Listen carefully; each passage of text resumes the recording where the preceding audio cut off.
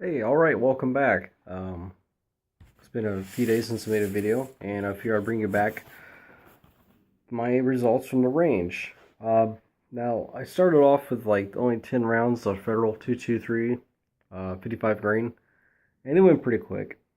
I was just sighting in. I had a total of 5 targets. Um, Two of them were mostly for gross adjustments, that kind of thing, and just, plinking around.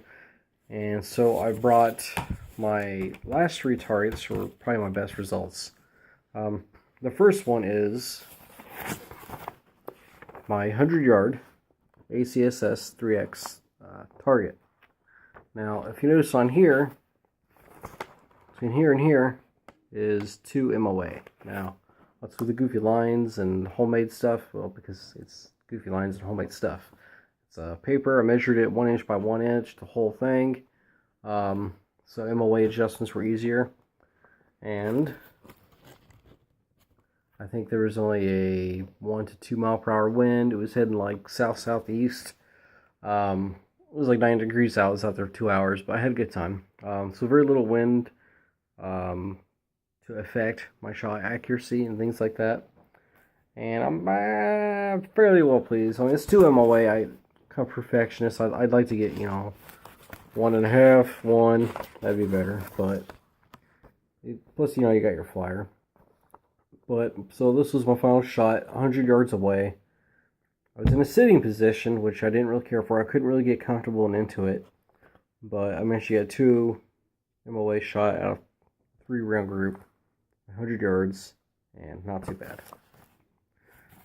My next one is my iron sight. Same thing, measured it out 1 inch by 1 inch. You can make your own targets. I just used printing paper and a cardboard back, a ruler, and a marker. Bam. Pretty easy. And these are, I actually use a real quarter for quarter size bullseye. So now this one's my iron sight, as you can tell. So we're a little off, as you can see. Now this one's not too bad, but it was off to my right here. So I just need to pull it over. This was my 3rd group. This was my 4th group, so I was able to pull it over some. Now, you see how this is different than this, as far as around here. When you're using, most people probably know this, but for those that don't, you use a iron sight, your front sight post. I have a fixed front sight. You want to bisect, well, actually, you want to put underneath the bullseye. And that's why you get that, because it's jump and recoil. That's when I goofed up. Even though I had adjusted correctly, my front sight was here. So the top of the post was bottomed out here instead of here. So if you actually pull that up, that'd have been within a circle, or at least the bottom of it. And that's 50 yards prone on 2 wooden pallets. Yes, wooden pallets. But you need comfort when you have practical accuracy. So pretty well pleased with that. And this is, I'm sorry, let me back up a little bit. The ammo I used for this was Wolf.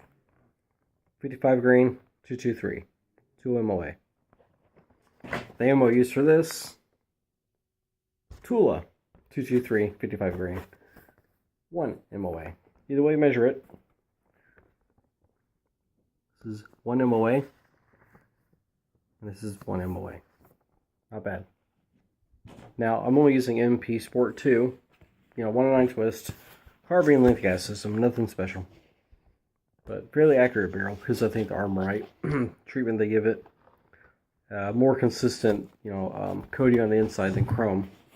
Now this one I'm pretty well proud of. It only took 6 shots, or 2 shot groups. And this is with my Sightmark Wolverine CSR red dot. See the 1 shot here, fire. If you look here, see those 2 holes? Half MOA. 50 yards. Tula. 223, 55 grain. I am pretty well pleased with that. 2 holes. Literally the size of a quarter. So yeah, I was pretty proud of that. So yeah, I mean, Tula for practical accuracy, I think is fine. And Wolf. I didn't have any jams, misfires, anything like that. Of course, I lubricate my gun and everything, and really not an issue. Whether it was an issue, when was it an issue, the only thing I didn't care for was my scope, because it was the only position I wasn't prone for. And also, when I made the iron sight shots, I was using my left eye. I wear contacts, and I had something in my right eye.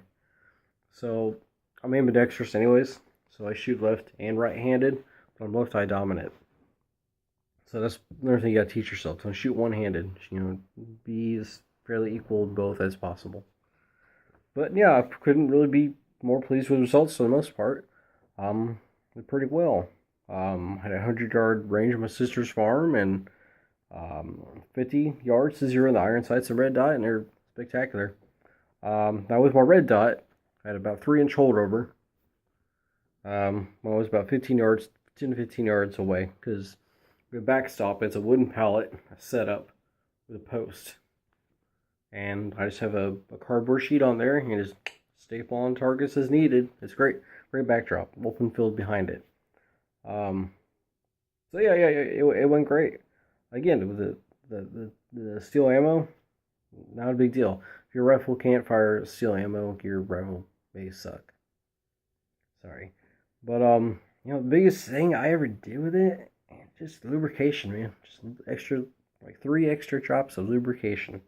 It's fine. Now it might be different. I've read somewhere on 20-inch barrels. That could be. But, do your facts. Check everything out. Check YouTube and the internet and stuff. But check a bunch of different sources. Not just like 2 or 3 or 4. I just like 10 or more sources on doing any of the shooting with steel. Anyways. Went great. Practical accuracy achieved. Also, I want to make a point. So, say if my optic went down or my red dot, I have my backup sights. Now, because it's been like a year and a half at least since I adjusted, I had to adjust grossly, but I got it on there. And so, if my red dot or optic goes down, I still got my backup iron sights, which is why I like the redundancy of a backup sight on the rail. You never know. Maybe you're dropping it hits a rock, maybe it's run over by a car, I don't know. Maybe it just shorts out a bad battery. Or maybe you crack a lens, or, God forbid, an EMP or something like that. But, yeah, you want to be able to do that. In fact, I was watching a regular guy's channel, and one of his videos, he was mentioning that he's qualifying in the Army for the iron sights, which makes sense. I've heard that. I've known people in the military. That's pretty standard. But I think he said that the classes under him going through had to qualify the red dots. I find that dumb. Like, okay, red dots are great. They're faster target acquisition than iron sights. I get that. But you want to, I would think, qualify with the most rudimentary equipment that you can to still be effective. So if you guys only qualify with iron sights and they never move on, with red dots, and never move to iron sights, and these guys are in battle and something happens where chances of an EMP are much more likely to happen, they're fucked. Unless someone can teach them rapidly how to reacquire and sight in with iron sights. It doesn't make sense. Hopefully that changed. But I find that very, very interesting and kind of telling. But yeah. Other than that, good time. I'll do some more shooting. Maybe in a few months, I might be able to go to a place that's got a range that goes up to, I believe, 500 yards. So we'll see about that. I'll bring some more targets and show what that can do. Other than that, you have a good weekend.